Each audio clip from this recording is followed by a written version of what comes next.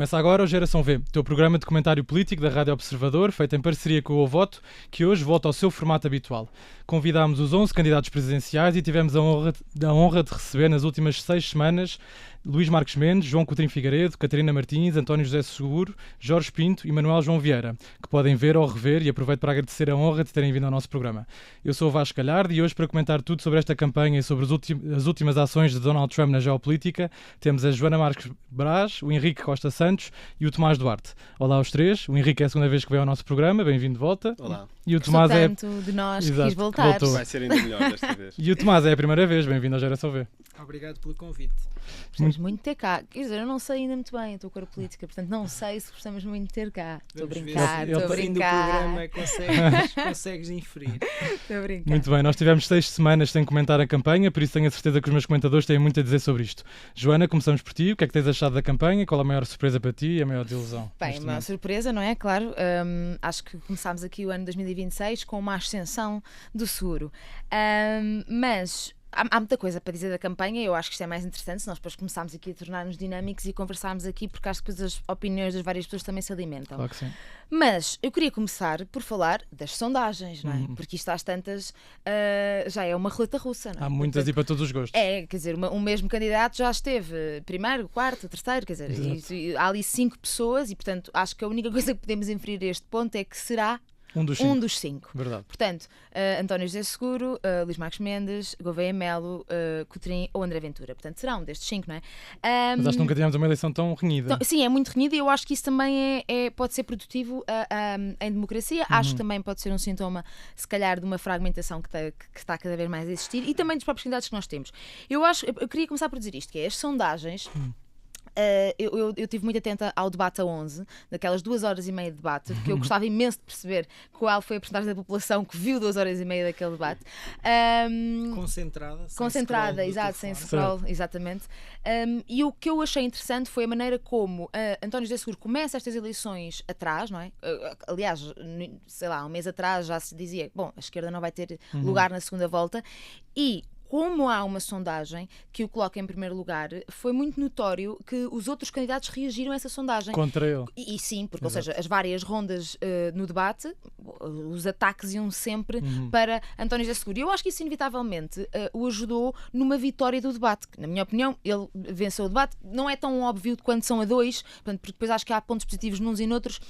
Acho que António José Seguro, mantendo sempre aquela sua posição institucional, muito que é igual a ele próprio desde o início da campanha, acho que conseguiu. Porquê? Porque como o atacaram, e depois como houve aquela altercação entre Luís Marques Mendes e Gouveia Melo, Exato. das ordinarices, etc., que deixou muito o nível, e aí, mesmo aí, António José Seguro... Acho sim. que com grande prejuízo para ambos. Para ambos, é ambos, verdade, e depois, também porque como António José Seguro consegue apanhar e dizer, bom, eu estou aqui para elevar o debate. Portanto, ele mesmo aí consegue tirar ganhos Surfou a políticos, onda. porque depois de repente parece que é o adulto da sala. E portanto, não estou a dizer que é, estou a dizer é que da maneira como aconteceu o debate, porque não acho que ele seja o único adulto da sala, aliás, apesar de existirem pessoas com as quais eu não concordo ideologicamente, acho que nós temos alguns bons candidatos. Agora, o que eu acho é que as sondagens têm tido muito impacto e têm algum impacto, e eu sou um bocadinho cética, ou seja, eu acho que as sondagens são importantes para nós irmos também ouvindo as pessoas e percebendo o que é que está a acontecer e qual é o impacto que cada campanha está a ter, e as sondagens são feitas com amostras representativas, portanto, as sondagens são feitas de uma maneira séria, são reguladas, portanto, é escrutinado. Mas acho, sinceramente, que neste momento as sondagens, com esta baralhação toda que está, ou seja, baralhação no sentido em porque os candidatos sobem e descem, Não ajuda nada, é isso? acho que, não, e com a falta de, às vezes, alguma literacia política da maior parte da população, porque isso não é um investimento no sistema de educação, e eu acho que as sondagens estão a ter um grande peso, e que até ao final, eu nunca me vou cansar de frisar que na campanha legislativa do Rui Rio e de António Costa, a 2 ou 3 dias antes da eleição, que António Costa saiu com a maioria absoluta, eles davam um empate técnico na sondagem. E, portanto, Sondagem. da famosa sondagem, portanto, porque depois nós sabemos que há voto útil, ainda para mais quando temos uma esquerda que tem estado a ser todo esse jogo sobre o voto útil. Portanto, acho que devíamos ter muita cautela às sondagens, e a minha recomendação para as pessoas que nos ouvem é que quando abrem um artigo de sondagens vão ver quantas pessoas foram inquiridas. Boa dica. Ainda que as sondagens, por exemplo, a sondagem que deu António José Seguro em primeiro teve 608 pessoas. Claro que estas 608 pessoas têm uma amostra representativa, portanto, há padrões para estas sondagens serem sérias, atenção. Agora, acho que as pessoas deviam estar um bocadinho atentas a isto para que as sondagens de repente não se tornem uma arma política e tenham este impacto tão grande. Vai estar António José Seguro, então? Ainda não sei, ainda não decidi. Estou a brincar. Verdadeiramente ainda não decidi. Então não vai estar antecipado, vai estar dia 18. Vou estar dia 18, sim. Ainda tens mais uma semana para pensar. Não, sim, mas sim, estou. Não sei ainda muito bem, estou aqui ainda indecisa. Tomás, concordas com a análise da Joana? Sim, eu acho que é indiscutível que temos uma eleição e uma campanha bastante mais aberta e mais concorrida, e isso obviamente resulta de fragmentação, como a Joana referiu, mas também do facto de não termos um favorito óbvio. E isso traz-nos uma diversidade grande de perfis, é um sinal de dinâmica democrática e também de interesse destas 11 pessoas pela instituição da Presidência da República. Temos cidadãos interessados em ser o nosso chefe de Estado, acho que isso é de saudar.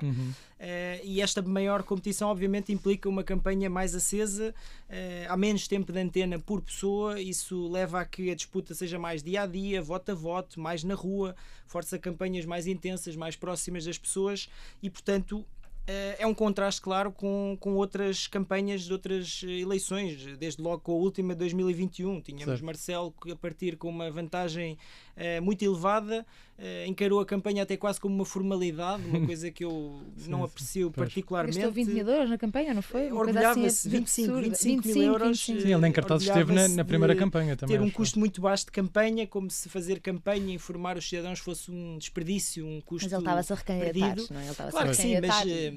Um primeiro mandato já por si só é uma campanha, não é? Uma campanha no sentido em que já está a informar as pessoas do que é que ele é, quem é que ele é. O ponto aqui é que é importante a campanha como ponto de contacto, ponto de auscultação e acima de tudo para dar a conhecer os candidatos e as suas ideias.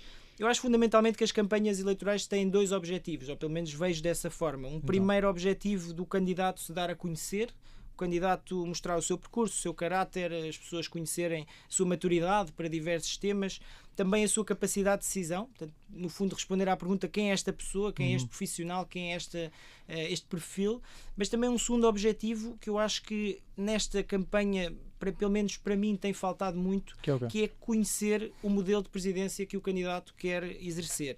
O que é que nós devemos esperar? Acho que temos um foco muito grande na dimensão biográfica e às vezes até quase perverso. Eu confesso que as discussões muito detalhadas e os comentários e as publicações sobre os rendimentos e o estado da situação patrimonial dos candidatos, acho que é demais, acho que é um bocadinho voyeurismo e quase promiscuidade. Acho que é importante que isto seja fiscalizado, que existam organismos que controlem este tipo de coisas, mas que as pessoas deviam procurar esclarecer sobre como cada candidato pretende usar os poderes constitucionais de Presidente da República. Que tipo de liderança pretende imprimir à função. Tanto que dizem que isto é umas eleições legislativas quase, não é? Exatamente, que os temas são só à volta. No dia-a-dia a responder sobre a ação do governo numa lógica de como é que faríamos nós. Eu acho que mais do que legislativas, porque eles não estão propriamente, e muitas das vezes essa ideia crítica dos próprios candidatos que dizem, olha, mas está-me a fazer esta pergunta, mas isto não é uma legislativa. Acho que os próprios candidatos também se afastam muito disso.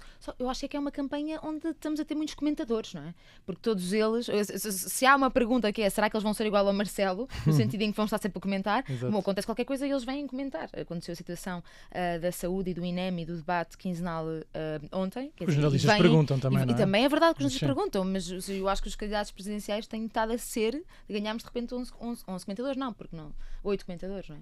Sim, é uma tentação que deve ser difícil de resistir por parte dos candidatos, é também função deles procurar esclarecer e dizias que tinham pouco tempo, eu acho que por acho não estão com pouco tempo nenhum de antena, acho que estão com muito. Não diria pouco tempo, diria o foco nos assuntos mais do dia-a-dia e menos qual é que é o tipo de magistratura que pretendem ter na função. Acho que isso também é a responsabilidade deles procurar esclarecer-nos sobre o que é que vão fazer em caso de, relativamente ao veto político, quando é que vão usar, quando é que pensam usar, que assuntos é que são mais orçamento propícios, não passar, por menos exemplo. propícios, qual é que é a orientação em matéria de política externa, como é que vão olhar para a representação do Estado, do país. Eles também já disseram, quer dizer, o cargo de Presidente da República também tem um fim na quantidade de perguntas que nós podemos tentar sondar para o que eles vão fazer, não é? Sim, é verdade, mas ou seja, eu pessoalmente não me considero esclarecido em detalhe sobre a ação governativa que cada um dos candidatos vai ter relativamente, designadamente, acerca de várias matérias que são importantes. Não são Estás indeciso então ainda? não estou inteiramente indeciso, mas confesso que tem sido das eleições em que me tenho visto mais. a fazer maiores reflexão sobre em quem é que vou votar. Muito bem. Henrique, o que te apraz dizer desta campanha? De novo, ou se concordas ou se não concordas com o que eles disseram? Sim, eu concordo com os 2 points na medida em que acredito que tudo indica que vai ser os resultados vão fazer lembrar uma daquelas provas de natação em que as pessoas ganham por milésimos, chegam a ter um recorde por milésimos de segundo e o segundo que fica em segundo não está muito longe de ter ganho, não é? E um terceiro que pode quase passar e não passa por pouco, é isso? Também pode exatamente. Sim. E contigo, na medida em que de facto faz-me também um pouco confusão que haja uma existência tão grande na biografia dos candidatos presidenciais. Acho que há muito uma tendência para o infotainment cada vez mais, em que nós estamos sempre a saber o que é que o candidato faria se numa situação hipotética ou se gosta de jogar PlayStation, ou se, que tipo de fruta na salada de frutas seria, se não sei o quê. Eu vi um artigo que tinha os modelos de carro de cada candidato. Quer dizer, é uma informação que eu não quero ter para escolher o candidato, porque não tem qualquer relevância e utilidade. Claro, podes te identificar porque exatamente, gosto mais daquele modelo do que do outro, mas não vais votar por causa disso, não é? Não deve influenciar a minha decisão. Claro. Mas isso também é a política que tem estado, não é só em Portugal, não é? Isso é a própria, quando entramos... É geral. Apesar de eu achar que é um pouco infantilizador, e nós estamos aqui num programa de comentário jovem, eu acho que há sempre uma tentativa de tentar chegar aos jovens, não é? Ou seja, tudo o Coutrinho tem estado a ser mestre nisso. Até o Pino já fez reflexões. Mas estás com vergonha alheia de alguém, queres dizer? Não, eu estou com algum cringe, na verdade, passei de várias pessoas, nem sequer quero frisar aqui nenhuma em particular, sendo que Marcos Mendes teve aquela grande proposta para a juventude, que foi incluir um jovem no Conselho de Estado, que é... Imagina-se sempre aquele jovem a chegar de skate, não é? Que é aquela ideia do eterno jovem, como nós todos somos eternamente. Se calhar é um jovem de 45 anos. É isso, a idade está na cabeça. A idade está na cabeça, vocês sabem. Com os fones e a aparecer de skate no Conselho de Estado. Mas não achaste uma boa medida? Uma boa ideia? Eu acho que é engraçada, é uma ideia engraçada, ou seja, prefiro que aconteça do que não aconteça. Agora, dizer que se está a falar para os jovens e falar para os jovens ser isso é muito estranho. Achei que, e mais uma vez da perspectiva de pessoas que estão no início da sua carreira, digamos assim, temos uma ordem mundial basicamente a colapsar. Temos um momento de enorme incerteza e ansiedade há muito tempo. E assistir aos debates das presidenciais neste contexto foi um pouco desinteressante. Senti que... tirando os momentos, muitos casos em que foram buscar os chavões da inteligência artificial ou da economia digital de uma forma completamente espúria e sem deixarem muito claro o que é que entendiam por isso, a maior parte das conversas disseram pouco a quem está mergulhado nesta incerteza e a tentar perceber como é que vai arranjar casa, como vai. Apesar de não serem umas legislativas, era interessante se vemos candidatos presidenciais a justificar, por exemplo, o seu apoio ou não ao novo pacote laboral, com a inteligência artificial ou com a economia digital, que são estes dois grandes chavões que no fundo são aqui um bocado uns Godzillas que nunca ouvimos nenhum propriamente a explicar, e aí eu acho que o jornalismo também falha em não parar o debate ou parar a entrevista e perguntar, vamos então ouvir o que é que o senhor doutor tem a dizer. Por acaso eu creio que o Jorge Pinto disse alguma coisa sobre isso, mas lá está, não terá sido assim uma coisa tão a fundo. E talvez tenha a ver com uma questão etária, não é? Ou seja, o Jorge Pinto desse ponto de vista era diferente dos outros candidatos que estavam a falar de um lugar da sua carreira que foi consolidada, no fundo, num mundo que já não existe, não é? Ou num mundo que está a transformar em acelerada mutação. E tive pena de não haver mais desenvolvidos, não haver mais esse incentivo de percebermos então de facto se estão a utilizar estes chavões enquanto justificação para grandes transformações nas leis laborais e por aí fora, que não tenha havido tempo para percebermos, afinal de contas, de que maneira que cada um dos candidatos vê essas realidades e de que maneira que acha que o país se deve preparar para... Mas novamente isso é legislativas, não é? Ou seja, se vamos por aqui, então é novamente... Claro que há aqui a magistratura de influência, que foi assim a grande expressão, foi a expressão mais popular do último mês e meio, não é? Todos eles, qualquer pergunta acaba aí para magistratura de influência. Vamos à magistratura de influência. Exato. Mas não podemos ir muito mais além daqui, não é? Quer dizer, nos poderes do Presidente não tem grande hipótese podem vetar ou não a proposta da reforma laboral, mas depois não podem dizer olha, falem, ponham esta medida aqui sobre inteligência artificial. O Presidente da República não pode fazer isto, não é? Portanto, não é a sua postura. Não pode fazer de forma direta, Joana, mas eu diria que tem capacidade de ouvir os vários atores, tem capacidade de mobilizar... Mas isso é o que eles têm a fazer, ou seja, então, mas aí está-se a contradizer no sentido em que isso é o que eles têm feito, ou seja, o que estes candidatos têm feito têm abordado todos os temas da governação e dizendo que eles não sendo a candidatar para o cargo de Primeiro-Ministro, não estando numa legislativa para que poderiam formar governo, o que eles vão fazer é, através da magia de influência, vão colocar os agentes em conversa, quer dizer, do modo geral, cada um deles, os planos deles são estes, não é? Os planos bem, vou trazer aqui as pessoas para conversarem sobre este assunto e resolver este assunto. Mas acho que isso, mas também é por essa razão que muitas pessoas os acusam de estarem a fazer umas legislativas em vez de umas presidenciais. Claro. Estás a perceber? Atenção, eu queria só explicar que quando eu disse isto, eu estava a referir-me aos candidatos que de facto tentaram dirigir-se aos jovens e senti que muitas vezes esses chavões eram utilizados de uma forma altamente superficial. E tive pena de que não houve alguém que lhes dissesse: ok, então olha, já que fala disso, se não quiser ser só o tal pessoa que convida aqui o jovem de skate, não é? Ou, enfim, criar todos aqueles momentos, nós ficámos a saber todas aquelas futilidades sobre a biografia dos candidatos, já que chegámos aí. Exato. Ao menos podíamos ter aqui uma compreensão do que é a sua visão para os próximos 50 anos, já que viveram nos últimos 50 ou 60 ou 60 Jorge e tal. Pinto não, mas sim. Podiam já agora... E André Ventura também não, o André Ventura também não tem 50 anos. Pois, mas pronto. Sim. Eu agora queria 30 segundos de cada para ouvir a vossa opinião sobre um candidato que é relativamente novo, não é? Que nós não sabíamos como é que era em campanha, Gouveia Melo, e que há 2 anos todos acreditávamos que ia ser Presidente da República. Joana, o que é que tens achado da campanha? Do Gouveia Melo, especificamente? Sim, o que é que tens achado? Está-se a sair bem? Mas porque o Gouveia Melo? Eu acho é por ser uma pessoa que não estamos habituados a ver em campanha? Achas que ele melhorou, piorou? Não, olha, o que eu tenho a dizer sobre o Gouveia Melo da última semana achei muito interessante que tenha sido precisamente o Gouveia Melo que tenha desamparado Luís Marcos Mendes, porque ao fazer-lhe aquela pergunta relativamente às empresas que tem, e Luís Marcos Mendes, que é uma pessoa que tem tantos anos disto, não é? Não me ter conseguido dar uma resposta à altura. Portanto, e é interessante que isso tenha acontecido precisamente com o Gouveia Melo, que tem sido uma pessoa que em campanha nem sempre nota-se que ele não é habitué. Tomás, do Gouveia Melo, tens algo a dizer? Sim, eu acho que o Gouveia Melo nos traz aqui uma conclusão, que nós ouvimos as pessoas muito saturadas dos políticos, das pessoas que têm um longo historial na política, no partidário, a nível de governo ou na Assembleia, e queremos outras pessoas, queremos pessoas novas, mas depois quando vemos Gouveia Melo, que é, lá está, alguém que vem de fora, um outsider na política, depois ficamos surpreendidos ou desconfortáveis com alguma inabilidade para navegar um pouco estas discussões e para ter um discurso coerente e uma posição mais presidenciável em alguns aspectos. Portanto, diria que nos deve fazer refletir se afinal as pessoas que têm uma longa experiência política são ou não pessoas com valor e que podem trazer à discussão e ao espaço democrático o que precisamos. Muito bem, Henrique, algo a dizer sobre Gouveia Melo? Vou ser rápido na medida em que eu gostava de não comentar demasiado candidatos individualmente. Claro, mas eu acho esta candidatura contra a natura, e se fosse amigo do Almirante, para ele desistir. Já lhe tinha dito para ele desistir. Muito bem. E estaríamos numa situação bastante diferente, porque era interessante ver para onde é que aqueles votos iam. Verdade. Mas pronto, tem-se feito tanto apelo a que outras candidaturas desistam.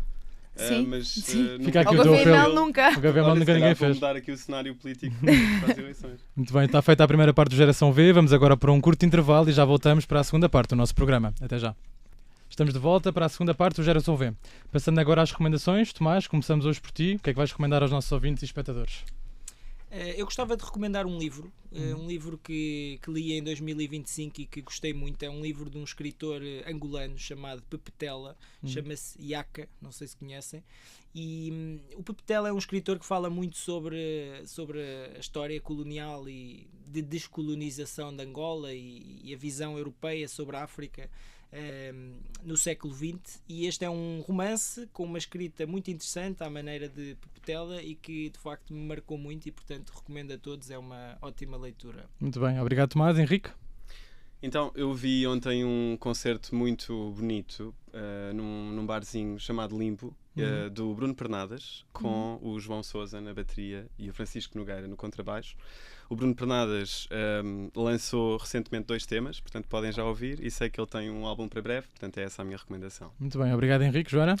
A minha recomendação é um livro que se chama Que Voz é Esta? No YouTube estão a ver. Momento Marcelo da Joana. Que voz é esta? Vamos embora. E então, já estou aqui a mandar o microfone à ar. Este livro foi feito por 2 jornalistas que são a Helena Bento e a Joana Pereira Bastos, que têm um podcast que se chama também Que Voz é Esta? No Expresso. Portanto, estou aqui já, é uma dupla recomendação, mas já tinha recomendado este podcast aqui. É verdade. Este livro, no fundo, reúne aqui algumas histórias que já estiveram naquele... Uma compilação dos episódios? Não é dos episódios, porque foi feito de uma outra maneira, ou seja, foram agarrar nas histórias que também, algumas delas que tiveram no podcast, e fizeram aqui este livro que eu acho que está muito bem feito. Portanto, um dos capítulos, já tinha ido ao podcast no Expresso, um dos capítulos é sobre a doença que eu tive, que também já falei aqui. Eu tive uma perturbação obsessiva compulsiva e acho que já ando aqui nesta vida de comunicar doença mental já há algum tempo, e acho mesmo que este livro é das coisas mais maravilhosas ou seja, conheço-as, mas não somos particularmente amigas, mas acho mesmo que o rigor que elas tiveram a fazer este livro, em que conseguiram combinar a emoção, mas ao mesmo tempo a verdade científica, e acho que é não só informativo, mas também toca às pessoas e usa uma linguagem que é mesmo indicada para falar sobre doença mental. Muito bem, agora tens outra nota? Tenho outra nota. Portanto, eu gostava muito de partilhar aqui, antes que me vá embora, que este vai ser o meu último episódio no Geração V. Portanto, sabemos agora que é o episódio 75. É verdade. Portanto, acho que é assim mesmo em redondo. Um ano e meio disto, mais de um ano e meio. Um ano e meio disto, sim senhor. Muito obrigada pelos parabéns. E queria dizer que gostei muito de fazer o Geração V, aprendi muito a fazer o Geração V, dei também muito de mim à Geração V, e gostei mesmo muito de o fazer com a Catarina, com o Bernardo, com o Gonçalo, contigo. Acho que conseguimos construir aqui um programa que, na minha opinião, é muito interessante, mas quer dizer, depois há pessoas que não vão gostar de certeza absoluta, não é? Somos suspeitos, sim. Somos suspeitos, como é óbvio. Queria dar uma nota de que acho que a mudança faz parte da vida, e é na mudança que nós também crescemos. Quem acompanha a Geração V também já vai apanhando que eu tenho muitas profissões, apesar de aqui no meu oráculo para ser jurista, tenho muitas profissões. Chamam Joana de Barbie Profissões. Exato, e tenho muito, e vão surgindo projetos, e chega a um ponto em que também temos que dar atenção a outros projetos. O Pepe Morrica, para terminar, o Pepe Morrica tinha uma frase muito interessante. Sou mesmo escardalha, não é? Portanto, vou aqui citar Pepe Morrica na saída, sabe, não é? Citar Pepe Morrica na saída. O Pepe Morrica tinha uma frase que dizia que na vida a única coisa que nós temos é tempo de vida, e o nosso dia não tem 25 horas, por muito que eu gostasse que tivesse, e nós ao longo da nossa vida vamos trocando o nosso tempo pelas coisas que nos vão parecendo sempre as indicadas para nós, e portanto, com muita pena minha, mas a vida tem que ir para outros projetos também, e portanto desejo tudo o que há de melhor para a Geração V. Foi um programa que eu gostei muito de dar início aqui com esta equipa, mas terá outras andanças. Sim, e obviamente que agradeço muito à Joana este último ano e meio, e vais continuar por aí, as pessoas vão poder continuar a ouvir-te noutros fóruns. Sim, neste momento lá está, os projetos novos que andam por aí, e podem ver na RTP Notícias, eu o que ia fazer, não devia fazer isto, mas não me interessa nada. No Instagram da Joana também, que é muito ativo, e noutros fóruns. No que virá agora. Muito bem, passamos agora para o nosso segundo tema da semana, os acontecimentos no mundo. Joana, para quem não sabe o que se passou, queres tentar explicar um bocadinho o que aconteceu na Venezuela? Sim, e por acaso interessante, eu sou professora e tive uma aluna a perguntar-me exatamente isso na quarta-feira. O que é que disseste? Tenta replicar. Eu não posso repetir o que eu disse porque demorou algum tempo, porque ela, pronto... Ela precisava aqui de algum background até de direito internacional. Então, o que aconteceu na Venezuela? A Venezuela vivia um regime liderado por Maduro. O regime de Maduro era uma ditadura, vou dizer isto assim abertamente. Portanto, eu acho que aqui na Venezuela agora tem havido aqui alguma ocupação sobre isto, que é, as pessoas de esquerda não criticam o Maduro porque ele era de esquerda, porque era um regime comunista. Bom, eu acho que não tem a ver com o facto de ser um regime comunista, até poder ser fascista. Era uma ditadura, e uma ditadura não é ok, e os crimes que acontecem normalmente na ditadura também não são ok. No entanto, o que é que aconteceu? Donald Trump já andava há uns meses com alguma pressão relativamente à Venezuela. Começou por dizer que era relativamente à droga, que a Venezuela era responsável pela entrada de droga na América. Depois foi-se a perceber que afinal a Venezuela não produzia propriamente muita quantidade de droga, quem produzia era a Colômbia, mas a Venezuela era um país de trânsito. Entretanto, Donald Trump, agora mais recentemente, decidiu que o grande problema da Venezuela era o Maduro, o ditador. Pronto, tendo em conta não nos podemos esquecer que Donald Trump até recebeu um ditador na sua Casa Branca, não é há pouco tempo, acompanhado também também estou a ser irónica, pelo Ronaldo. E relativamente à droga, Donald Trump também já ilibou uma pessoa que estava presa precisamente por vender droga. Portanto, mas tudo bem. O que é que acontece? Donald Trump, nesta tentativa de mediatização, de narrativa mediática de eu quero ir tirar o ditador de lá porque eu quero salvar os venezuelanos, vai e sequestra Maduro, leva para os Estados Unidos da América para ser julgado, que já está a começar a ser julgado, e portanto sequestrou um dirigente de um país que é soberano, pronto, que é a Venezuela. E a sua mulher, sim. E a sua mulher. Pronto, e destruiu uma série de coisas pelo caminho, já havia 100 mortos confirmados. Bom, para além, o que é que a seguir acontece? A seguir, Donald Trump diz que quer tomar a Groenlândia. E, portanto, agora estamos aqui neste ponto em que ele quer tomar a Groenlândia. A nova agora é que ele vai oferecer $100.000 a cada habitante. Pois, eu acho interessante porque ele já disse... $200.000, porque eles são dois, não é? Ele já disse que quer tomar a Groenlândia, agora já diz que quer adquirir a de Groenlândia, portanto, a nível de pagamento, mas nunca recusa o uso de força militar. Portanto, ele continua a lembrar que poderá estar em cima da mesa o uso de força militar. Pronto, e o que eu acho mais do que aconteceu à Venezuela é o que é que aconteceu ao mundo e ao direito internacional, porque a partir do momento em que há um país que se intromete na política interna de outro país e desconsiderando completamente o facto desse país ser soberano, e a seguir vira-se para a Groenlândia, que faz parte da NATO. Portanto, neste momento o que nós vivemos é uma profunda alteração naquilo que seria a ordem internacional. Porque o direito internacional não é uma coisa que tenha sempre existido, foi muito reforçado no século passado.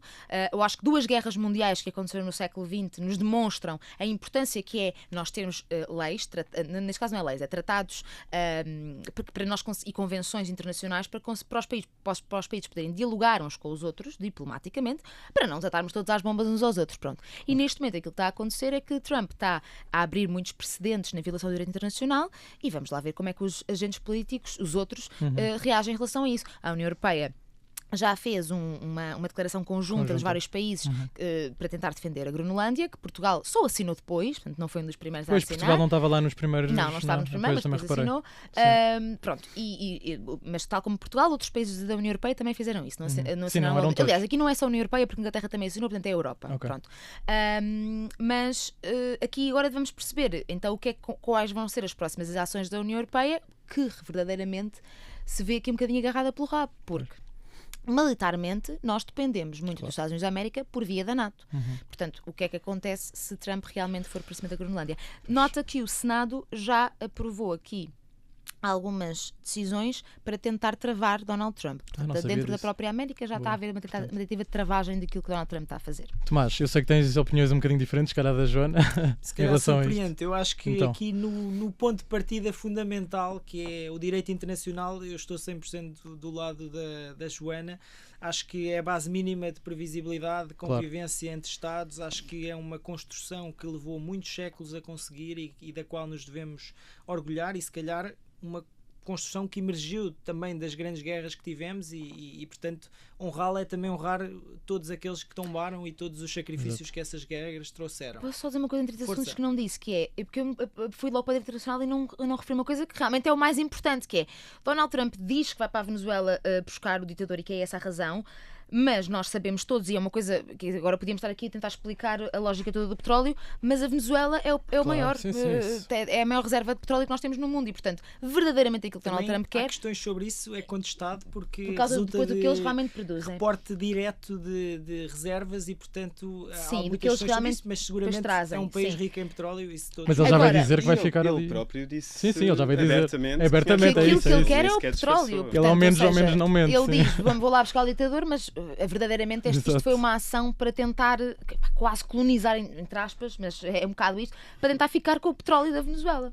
Eu por acaso não concordo, mas já aí vou. Acho que continuando a concordar na parte em que concordo, acho que temos todos que refletir e pensar que num sistema mundial, numa ordem mundial sem regras, tudo vai tender para a lei do mais forte e nós também temos que nos lembrar que isso penaliza Estados médios, Estados pequenos e que somos um Estado pequeno e portanto, é um tabuleiro de poderes que teve um equilíbrio até aqui que fica em causa. Por outro lado, acho que também temos nos últimos tempos pensado um pouco na Europa e vendo que a Europa tem estado um pouco com uma postura de bem comportada, às vezes até um pouco cínica, ingênua, de muito focada no cumprimento, muito fundamentalista no fundo, não só a nível bélico, mas também a nível ambiental, económico, financeiro, no tema das migrações, e esta atitude também, esta visão da Europa, este posicionamento da Europa também temos agora mais consenso de que tem contribuído para criar um bocadinho um lastro no nosso crescimento, no avanço da Europa, e portanto são aqui dois lados de uma moeda que temos de pesar, mas continuo a concordar que o direito internacional é uma base fundamental. Onde é que discordo? As razões de Trump. Eu acho que, em primeiro lugar, isto não é uma ação completamente imprecedente. Em 1989, George H.W. Bush também trouxe para os Estados Unidos o presidente Noriega do Panamá, portanto também não é a primeira vez que temos um airlift de um chefe de Estado para ser julgado nos Estados Unidos, ou até a perseguição a Saddam, mais recente. Mas, e não foi por causa do petróleo. Por causa das reservas naturais. Aí talvez sim. No caso de Trump eu não sei. Eu acho que nem o Trump às vezes sabe mas o porque exemplo é que que faz as realmente coisas é que brilhante, faz. porque o Isso é exemplo que gravíssimo. trouxeste é mesmo no passado, não é incomum os Estados Unidos da América, na tentativa de dizerem que queremos ir salvar um país que está tomado por um regime que nós não concordamos, rebentar com esse país para depois ficar com as reservas que lá estão. E costuma correr bem. Pronto. Agora com esta distância já vemos que dá bons resultados. Dá. Mas eu acho que isso é verdade e não contesto, mas no caso de Isso é Trump irónico para quem não saiba. No caso de Trump específico, não sei se concorda 100%. Eu acho que nem mesmo o Trump às vezes sabe o que é que o motiva. Tem um comportamento errático, muitas vezes, e até infantil, e acho que o Trump quer ficar para a história, quer fazer história, e portanto eu sinto que muitas das suas ações, muitas das suas decisões são as ações e decisões que ele entende como as mais grand para tomar naquele momento específico, e portanto com uma fundamentação económica que ele traz e que de alguma forma lhe serve de suporte, acho que dá mais gozo ao Trump ter ido buscar o Maduro, trazido o Maduro, publicado a fotografia do Maduro. Tu achas que isso é mais importante para o Trump do que todos os milhões de dólares que ele vai fazer com aquele petróleo? É que ele não acha. Ele próprio acho disse. que ele acha. E ele agora quer o Prémio Nobel da Paz, não é? Exato, é uma pessoa que se move por ficar na história como tendo feito coisas, porque estamos a infantilizar bastante a pessoa que gera provavelmente a maior potência, uma das 3 maiores potências do mundo, acho eu. Henrique, o que é que vai ser deste mundo com um homem tão imprevisível como Donald Trump? Sim, eu estou a meio caminho porque acho que de facto ele é um narcisista e que tem traços muito infantis muitas vezes, mas não o infantiliza a ponto de achar que ele está a agir de uma forma completamente descontrolada. Aliás, basta ver que a maior parte das empresas que financiaram a sua campanha, portanto, tiveram uma valorização brutal, exatamente porque estão a ser favorecidas pela sua presidência. E ele não está sozinho, ou seja, ele não está sozinho a tomar decisões e a escrever. Ele tem uma entourage de pessoas que têm um programa muito concreto, que não são infantis, que não são irracionais, e ele, entre todo o fogotório de medidas e parvoíces que diz, sabe muito bem onde é que quer ir. Isto é o que eu acho. Mas sobre Trump e sobre a ação de Trump, interessa-me recentrar a perspectiva a partir daqui, da Europa, Portugal. Nós estamos na Europa e nós temos interesses enquanto europeus. E há muito tempo que a ação de Trump deixa 2 questões da nossa perspectiva europeia. A primeira é que a Europa errou ao deixar-se ficar nesta dependência brutal dos Estados Unidos, em toda a linha, no fundo. Concordam os 3 aqui. Eles não sabem jogar Catan. Eles nunca jogaram Catan. E a segunda é que há que aceitar acabar com a negação, porque acredito que nós temos ainda hoje na Europa milhões de pessoas, já para não falar também de responsáveis políticos, milhões de pessoas em negação. Ou seja, a fazer um malabarismo e artes de contorcionismo, a tentar encontrar boas intenções ou intenções que não sejam anti-europeias na ação de Trump. A todo custo, como vimos aqui, mesmo quando Donald Trump diz com todas as palavras, eu vou lá buscar o petróleo e só saio de lá quando eu quiser, há uma criatividade na Europa de partidos e líderes, que depois têm milhões de pessoas com eles, a dizer que há uma boa intenção. Ou seja, é tentar encontrar uma boa intenção, neste caso para pôr fim a uma ditadura, que mais uma vez é inquestionavelmente uma ditadura. Foi o que o nosso primeiro-ministro disse, claro. tu não querias dizer isso, foi? Como? O Luís Montenegro é que disse que ele tinha ido com uma boa intenção, não é? Em parte. Não, mas há Ele gente... registou o papel dos Estados Unidos na transição democrática da Sim. Venezuela. Portanto, pondo isso como o objetivo Que é daquilo uma coisa Muito embora- lacónica. não é? Mesmo Registou quando a América tudo. ainda não tinha um plano para a transição democrática, porque demorou uns dias a apresentarem um plano para a transição democrática. Não Mas fazia na Europa ideia. já havia líderes a dizer que registaram a transição para uma democracia, quando Sim. o Trump ainda nem sequer tinha anunciado qual era a transição que ia fazer. Sem dúvida. Ele disse, we are going to run the country. Portanto, a transição só se fosse para a governação E não americana tem do de dizer território. sequer até quando, nem em que moldes, nem é tipo, nós vamos estar aqui. Faça o que eu quiser. Joana, É. temos 1 minuto e meio para falar do teu último tema, se quiseres. Mas o trazido. Henrique termina. Mas Sim. se Não, estamos com pouco bora, tempo. bora, Mas vai, sim, vai, fala. vai. Não, eu vai. queria só dizer que em relação à ação de Trump, faz-me sempre pensar naquele teste do pato, não é? Que os ingleses usam muito, que é, se parece um pato, nada como um pato e grasna como um pato, à Então, partida é um pato. E Trump está contra a ordem internacional, está contra os interesses dos europeus, isso é inquestionável. Neste momento, ser pró-Trump é ser anti-europeu.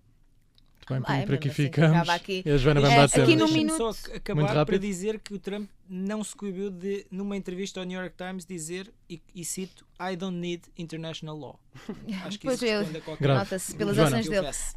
Queria só dar aqui uma nota de 1 minuto, não é? Sim. Que está a acontecer uma coisa esta semana grave e eu acho que não tem sido amplamente falado na comunicação social, tem sido, sim, que é o X tem uma plataforma que é o Grok, tem uma funcionalidade que é o Grok, que de inteligência artificial, e começou a surgir aqui um movimento das pessoas, maioritariamente homens, e eu só não vou dizer que são só homens porque pode ter havido uma mulher, mas vamos lá ver, maioritariamente é mesmo uma grosso maioritariamente homens, a comentarem no fundo fotografias de mulheres no Twitter e a dizer undress, ou seja, despe esta mulher. E esta ferramenta de inteligência artificial despe aquelas mulheres e publica aquela imagem. E começou com mulheres, mas foi para crianças, pronto, e portanto neste Deus. momento Ainda não foi parado? Ainda não foi parado. O que Meu Deus. acontece é a Inglaterra foi o país que mais pressão fez a Elon Musk, que é a pessoa que pode Sim. bloquear esta funcionalidade. Elon Musk esteve em silêncio durante dias. Neste momento Elon Musk já veio bloquear, porque a Inglaterra ameaçou mesmo acabar com o Twitter no país. E Elon Musk foi bloquear esta funcionalidade, mas só para quem a usa como serviço gratuito. Portanto, quem tem esta paga. funcionalidade como serviço pago pode continuar a despir mulheres e a despir crianças. Portanto, se o Elon Musk não conseguiu transformar isto numa técnica de marketing para tentar ter uma série de subscritores à conta de mulheres despidas e crianças despidas, eu não sei, mas o que mais me assusta é, novamente, a União Europeia não estar a fazer nada sobre este assunto. Vamos ver se isso muda. O nosso tempo chegou ao fim. Um obrigado especial à Joana Marques Braz. Boa sorte com tudo. Estás a ver água? Queres dizer alguma coisa? Não estava à espera. Não, desculpa. Obrigado ao Henrique Costa Santos e ao Tomás Duarte. O Geração V é uma parceria entre o O Voto e a Rádio Observador. Eu sou o Vasco Calhardo. Muito obrigado por estar desse lado. Tudo a correr bem e até para a semana.